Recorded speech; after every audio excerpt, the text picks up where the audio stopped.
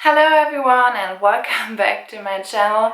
I have been gone for I think a little bit more than a month now, and that is because I had a really big exam in my last year of getting to be a kindergarten teacher. But I hope I'm back now and will come up with more YouTube videos and posts every week. My topic today is sustainable fashion because it's something I'm really passionate about, and when I was talking with my sister, I realized that not everybody knows how sustainable fashion is defined, because sustainability is a really overused term in our society, and it's really hard to spot where's greenwashing and where's really good sustainable fashion. I want to simplify the topic and give you a little bit of information, the general terms and indicators for really good sustainable fashion. Sustainable fashion can be divided in three main topics. The first one is slow fashion, the second one is ethical or fair fashion, and the third one is environmentally friendly fashion. Not every company that calls themselves an ethical fashion brand is at the same time using environmentally friendly techniques. Slow fashion is often considered like a synonym for sustainable fashion, but in reality it means a really different topic. It's talk about making fashion that is not into trends and is out of trend in a few months. That means that slow fashion can be made unethical and unsustainable, but their design is long lasting and really traditional, and you can use it for a long time. The second part of sustainable fashion is the ethical part, and the term ethical fashion is going around the work conditions and fair wages for the workers. When you be informed about fast fashion and why it's so harmful to the environment but also for the workers in the factories, you want to consider that your clothes that you are wearing are made ethically, because in some factories people can be overworked and then they get so low wages that they can't afford a living in their own country. A fashion brand that calls themselves ethically made should be looked at fair wages and don't force the workers to extra hours to reach their goals of production. And what's really important is that in the factories aren't child labor, because often big fast fashion companies, they say they don't use child labor, but then they don't look out for the factories if there are working maybe children that are 12 or 13 that said they would be 18, but you clearly can see that they aren't.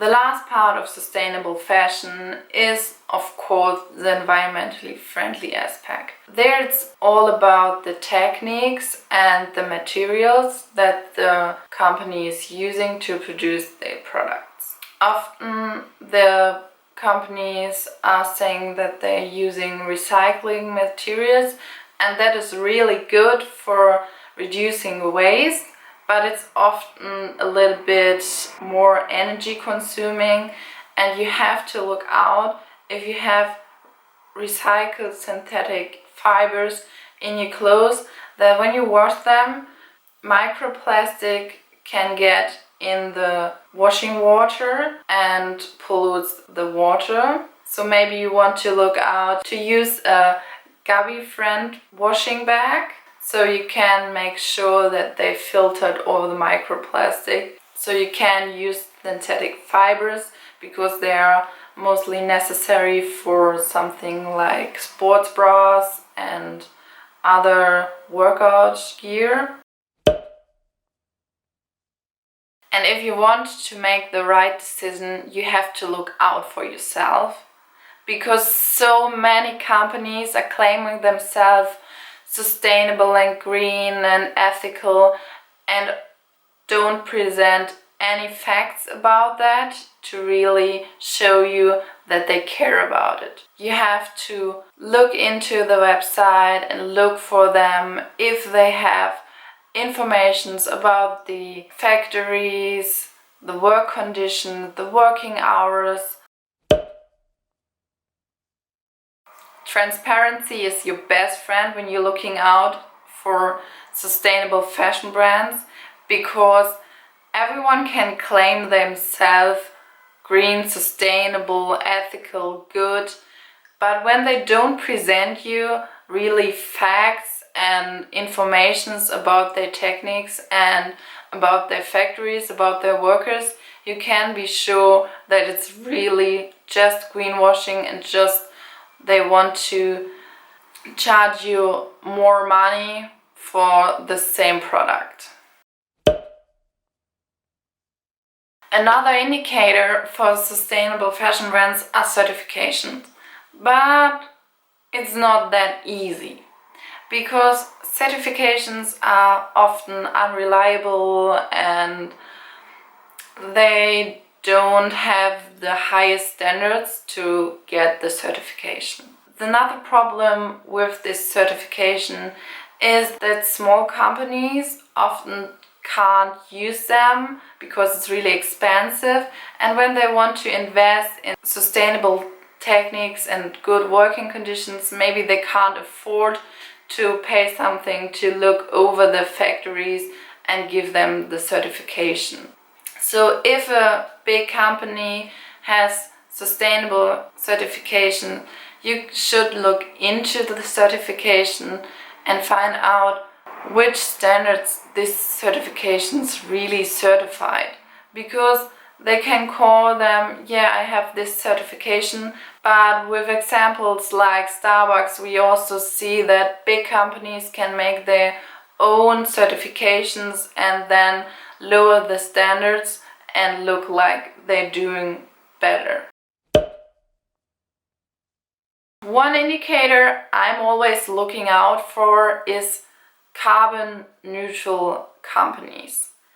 This term don't mean that they are totally sustainable and don't use any carbon emissions. That is the term for people that are really curious about the carbon emissions, and carbon neutral companies will measure the carbon emissions and then they invest amount of money to offset the carbon emissions in projects that support renewable energy and forest preservation. You shouldn't only rely on the carbon neutral aspect, because with enough money every company could call themselves carbon neutral and just pay a lot of money. But if you see that a company is self-assessed this assessment, then it's a good indicator that they are really caring about the environment and the climate change, and that they have a real interest of lower their carbon emissions and help to use more renewable energy. I hope you found this video helpful and got a better idea what's indicating a sustainable fashion brand. And if you like this video, please give it a thumbs up. And if you're interested in sustainability and doing your part of slowing down the climate change, please join me in my journey to lower my impact and subscribe. I upload once a week every Friday. Goodbye!